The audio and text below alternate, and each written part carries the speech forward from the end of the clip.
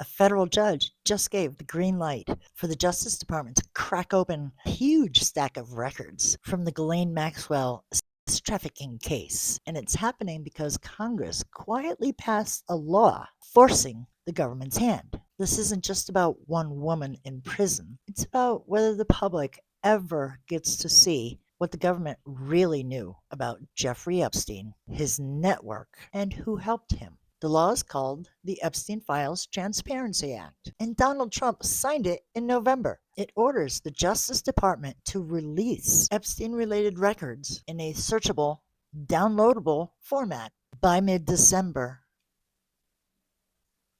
and to privately give Congress an unredacted list of government officials and politically exposed people named in those files. That is a direct challenge to decades of secrecy around how elites are treated when they're tied to powerful predators. In New York, Judge Paul Engelmayer has now said DOJ can unseal grand jury transcripts and a broad range of investigative materials from Maxwell's case. We're talking search warrants, financial records, victim interview notes, and data pulled from devices. 18 categories of material the government gathered while building the trafficking case.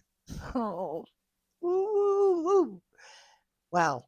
A separate judge in Florida has already ordered the release of old grand jury records from the earlier Epstein investigation, applying the same law. Damn. But here's the catch. The judge and the DOJ are already warning people, do not expect some magical everything exposed moment. Victims' identities and explicit material will be heavily redacted, and officials can still hold back anything tied to ongoing investigations or serious privacy concerns. That's going to be the loophole.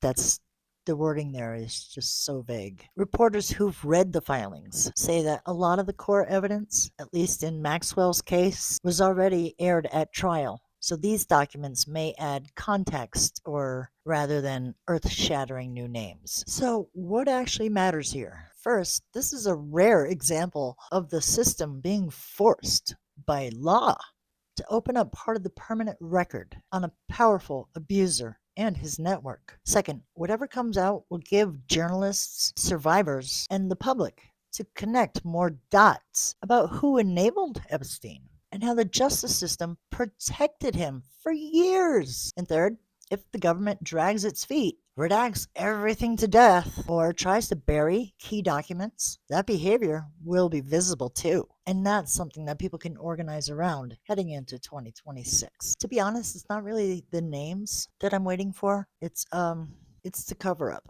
that I'm waiting for. Clearly goes all the way to the top. I mean, he was best friends with Trump. But after reading some of the files, some of the emails, boy oh boy, they were not friends. Jeffrey may have acted like he was Trump's friend, but he was surveilling everybody. If you found this video helpful, please consider liking. If this video is something that you think somebody else should know, please consider sharing it. On the bottom right hand side of the video is 3 dots.